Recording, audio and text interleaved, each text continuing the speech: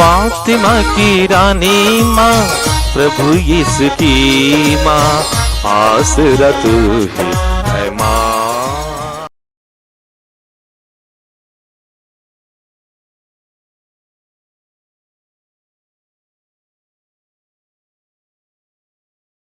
पहला पाठ नबी इसायास का ग्रंथ, अध्याय 48, पद संख्याएं 17 से 19 तक।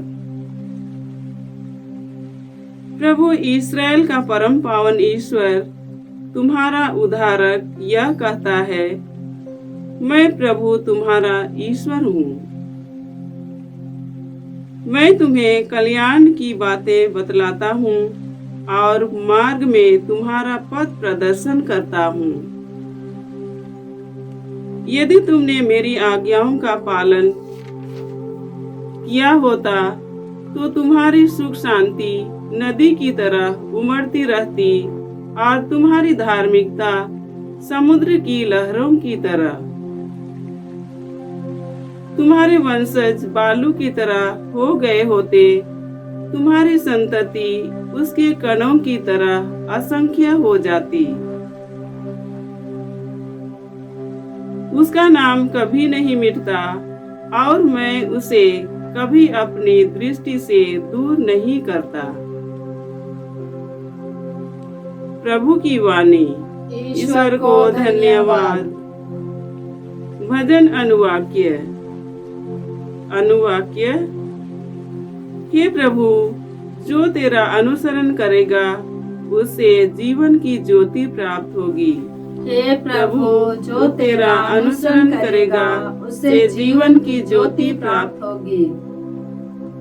धन्य है वह मनुष्य जो दुष्टों की सलाह नहीं सुनता, जो पापियों के मार्ग पर नहीं चलता और अधर्मियों के साथ नहीं बैठता, जो प्रभु का नियम हृदय से चाहता और उसका रात दिन मनन करता है।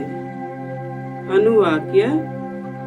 हे प्रभु, जो तेरा अनुसरण करेगा उसे जीवन की ज्योति प्राप्त होगी। हे प्रभु, जो तेरा अनुसरण करेगा उसे जीवन की ज्योति प्राप्त होगी। वह उस वृक्ष के सदृश है, वह उस वृक्ष के सदृश है जो जल स्रोत के किनारे लगाया गया है, जो समय पर फल देता और जिसके पत्ते कभी मुरझाते नहीं। वह मनुष्य अपने सब कामों में सफल हो जाता है। अनुवाक्य। हे प्रभु, जो तेरा अनुसरण करेगा उसे जीवन की ज्योति प्राप्त होगी। हे प्रभु, जो तेरा अनुसरण करेगा उसे जीवन की ज्योति प्राप्त होगी। दुष्ट लोग ऐसे नहीं होते। वे तो पवन द्वारा छितराई हुई भूसी की सदृश है। प्रभु धर्मियों के मार्ग की रक्षा करता है, किंतु दुष्टों का मार्ग विनाश की ओर ले जाता है। अनुवाक्य। हे प्रभु, जो तेरा अनुसरण करेगा उसे जीवन की ज्योति प्राप्त होगी। हे प्रभु, जो तेरा अनुसरण करेगा उसे जीवन की ज्योति प्राप्त होगी। जय घोष। हालेलुया। प्रभु आ रहा है, उसकी अगवानी करने जाओ। वह शांति का महान राजा है। हालेलुया। प्रभु आप लोगों के साथ हो और आपकी आत्मा के साथ। संत मत्ती के अनुसार पवित्र सुसमाचार। हे प्रभु, तेरी महिमा हो। अध्याय 11 पद संख्याएं 16 से 19 तक। यीशु ने लोगों से कहा, मैं इस पीढ़ी की तुलना किससे करूं?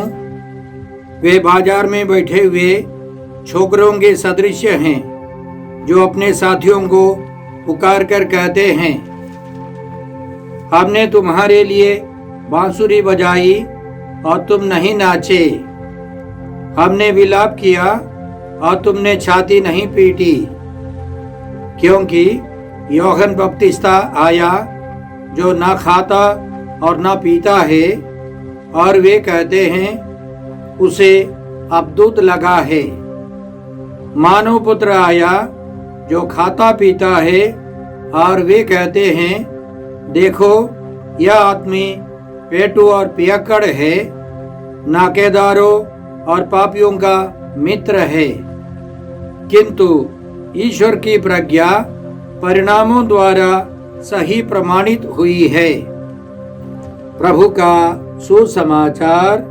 हे क्रिस्त तेरी स्तुति हो। जय यीशु क्रिस्त में प्रिय भाई और बहनों, आज का पहला पाठ नबी यशायाह के ग्रंथ से है।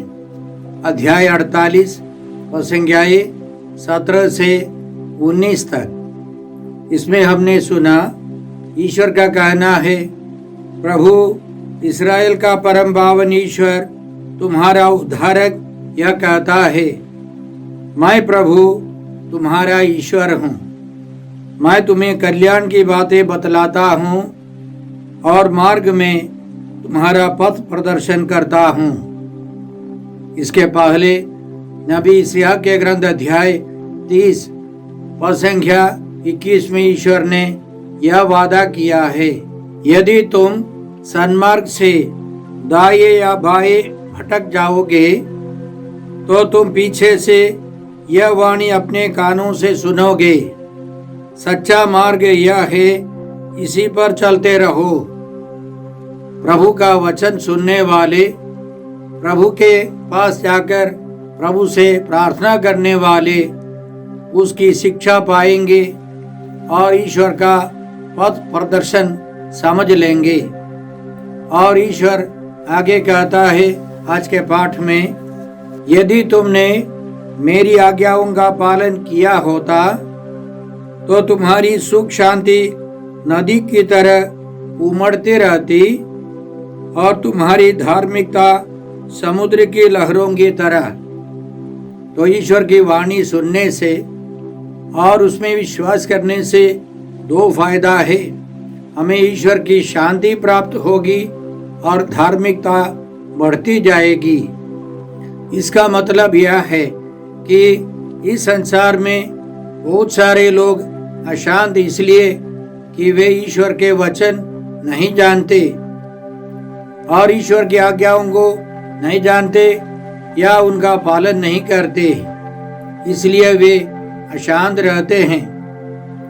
हम जानते हैं इतिहास में बड़े बड़े ऐसे लोग हैं जो अशांत थे, ईश्वर के वचन पढ़ने से और उनमें विश्वास करने से वे शांत हो गए, अच्छे व्यक्ति बन गए।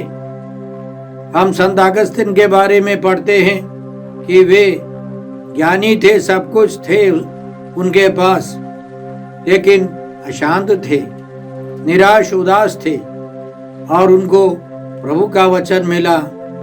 रोमियों के नाम पत्र अध्याय 13 संज्ञाएं 13 और 14 पढ़ने से उनको विवेक मिला। वे अपने पापों पर पश्चाताप करने लगे, उन्होंने बपतिस्मा ग्रहण किया और वे शांति से भर गए। उसी तरह जहाँ ईश्वर का वचन पहुँचता है वहाँ धार्मिकता बढ़ती जाती है। याद रखें, एक समय था कि मनुष्य दूसरे मनुष्यों को खाते थे और वहाँ सुसमाचार पहुँच गया, प्रभु के वचन पहुँच गए और वे इसी तरह की भयंकर बुराई छोड़कर पवित्र बनने लगे। बहुत सारे जगह अंधविश्वास, अविश्वास, नरबलि और साथ साथ शरीर की बुरी वासनाओं से फंसकर एक पत्नी के साथ नहीं, एक पति के साथ नहीं, अनेकों के साथ जीवन बिताने वाले थे। इसी तरह चारों तरफ अंधविश्वास, अविश्वास, अंधकार था। लेकिन जहाँ प्रभु के वचन पहुँच गए वहाँ शांति आई, धार्मिकता बढ़ती गई। और आज भी हमें याद रखनी है कि बहुत सारे लोग, करोड़ों करोड़ों लोग प्रभु के वचन नहीं जानते हैं। हमारा कर्तव्य है कि हमें उनके पास प्रभु का वचन, प्रभु के आदेश, प्रभु की शिक्षा पहुंचा दे। प्रभु के वचन सुनने से और उनका पालन करने से एक तीसरा फायदा ईश्वर कहता है, तुम्हारे वंशज बालू की तरह हो गए होते, तुम्हारी संतति उसके कणों की तरह असंख्य हो जाती, उसका नाम कभी नहीं मिटता और मैं उसे कभी अपनी दृष्टि से दूर नहीं करता। तो विश्वासियों की संख्या बढ़ती जाती और इसलिए हमें प्रभु का वचन, बाइबल का प्रचार चारों तरफ करना है। इस दुनिया में सबसे प्रचलित किताब बाइबल है। करोड़ों की संख्या में लोग बाइबल पढ़ते हैं, लेकिन करोड़ों के पास बाइबल अभी तक नहीं पहुंची है। इसलिए हम लोग पिछले 28 सालों से बाइबल प्रोजेक्ट चलाते हैं। हिंदी भाषा में बाइबल सबों के पास पहुंचाने के लिए अथक प्रयास करते रहते हैं और बहुत सारे लोग उसके लिए योगदान देते हैं। आज के सुसमाचार में मात्र 4 वचन है। इस छोटे भाग में बहुत सारे रहस्य छिपे हैं। सबसे पहले प्रभु यीशु एक छोटा दृष्टांत देते हैं। संख्या 16 और 17 में उनका कहना है, छोटे छोटे बच्चे बाजार में खेलते हैं। कुछ बच्चे कहते हैं हम बांसुरी बजाते हैं, बाकी लोग तुम लोग सब नाचो, लेकिन वे तैयार नहीं है।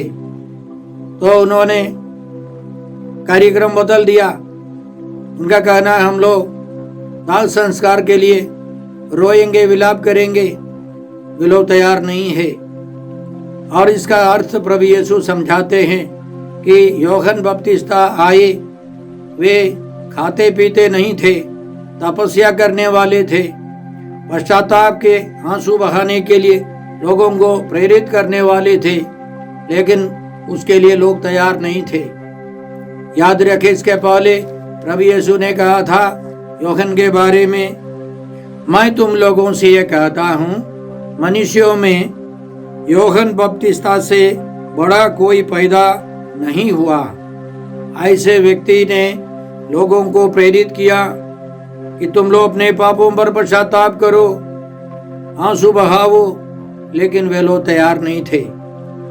तब प्रभु यीशु आए, खाते पीते हुए, आनंद मनाते हुए, स्वर्ग राज्य के आनंद के बारे में समझाते हुए। वे उन सबों के समान थे और साधारण लोगों के साथ, धनी लोगों के साथ सब खाते पीते थे। तो उनका कहना था यह व्यक्ति पेटू और पियक्कड़ है, इसकी भी नहीं सुननी है, इसमें हम लोग विश्वास नहीं करेंगे। याद रखें, इसी तरह की शिकायत से एक और भयंकर नतीजा हो सकता है। विधि विवरण ग्रंथ अध्याय 21 और संख्या 18 से हम लोग एक बदचलन पुत्र के बारे में इस प्रकार पढ़ते हैं, यदि किसी का पुत्र हठी और उद्दंड हो, जो ना अपने पिता और ना अपनी माता की बात सुनता हो और ना उनके समझाने पर उनकी मानता हो, तो उसके माता पिता उसे नगर के नेताओं के पास अपने नगर के फाटक पर ले जाकर अपने नगर के नेताओं से कहे, हमारा यह पुत्र हठी और उद्दंड है, यह हमारी बात नहीं सुनता, यह चरित्रहीन और पियक्कड़ हो गया है। तो उसी तरह के पियक्कड़ पुत्र को क्या करना है? आगे ईश्वर का आदेश है, तब नगर के सब लोग उसे पत्थरों से मार डाले। इस प्रकार तुम अपने बीच से यह बुराई दूर कर दोगे। सब इस्राएली यह सुनकर भयभीत होंगे।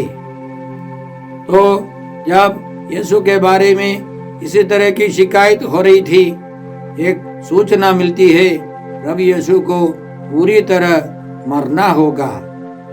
इसलिए यीशु समझते हुए इन बातों को स्वीकार करते हैं और इसकी घोषणा करते हैं। यीशु का कहना है, ईश्वर की प्रज्ञा परिणामों द्वारा सही प्रमाणित हुई है।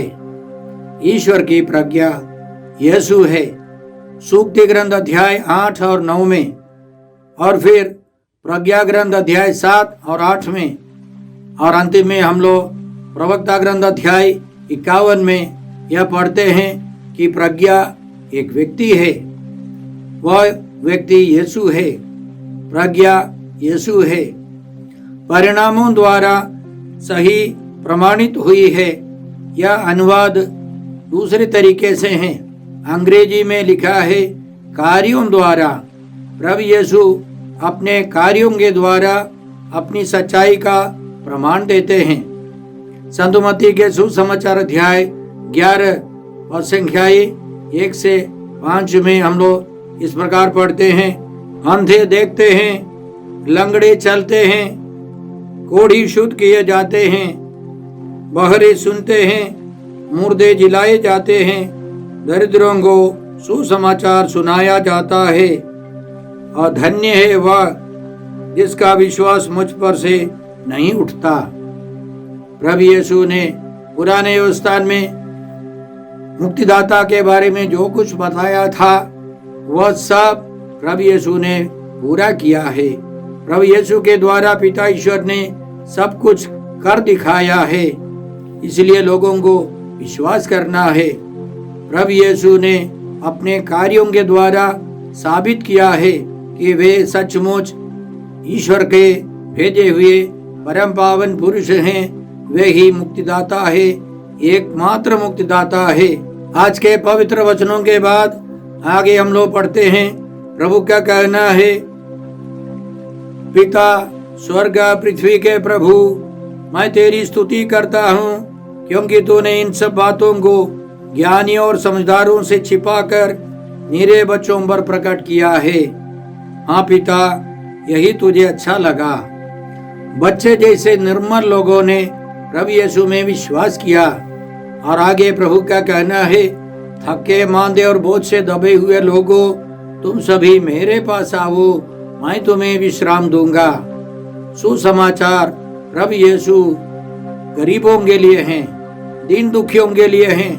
अहंकारी लोग, अविश्वासी लोग प्रभु यीशु में मुक्ति नहीं पा सकते हैं। इसलिए हम याद रखें, यह सप्ताह आगमन का दूसरा सप्ताह विश्वास का सप्ताह है। लेकिन दूसरे साइड में हम देखते हैं अनेक लोग प्रभु के वचन सुनकर प्रभु में विश्वास करते हैं, अपने पापों पर पश्चाताप कर प्रभु से कृपा पाते हैं, मुक्ति का अनुभव करते हैं। इसलिए हमें इस सप्ताह विशेष रूप से प्रार्थना करते रहना है कि विश्वासियों का समुदाय बढ़ते जाए, जैसे पहले पाठ में ईश्वर ने वादा किया है। आइए हम प्रार्थना करते हैं। हे अब्बा पिता, हे प्रभु यीशु, हे पवित्र आत्मा ईश्वर, आज के पवित्र वचनों के लिए हम तुझे धन्यवाद देकर प्रार्थना करते हैं कि विश्वास करने वालों की संख्या बढ़ती जाए, लोग अपने पापों पर पश्चाताप कर प्रभु यीशु के पास आए और मुक्ति का अनुभव करें। हम यह प्रार्थना करते हैं प्रभु क्रिस्त के द्वारा। हमारे प्रभु यीशु क्रिस्त की कृपा, ईश्वर का प्रेम और पवित्र आत्मा का साहचर्य आप सबों को प्राप्त हो। आमीन।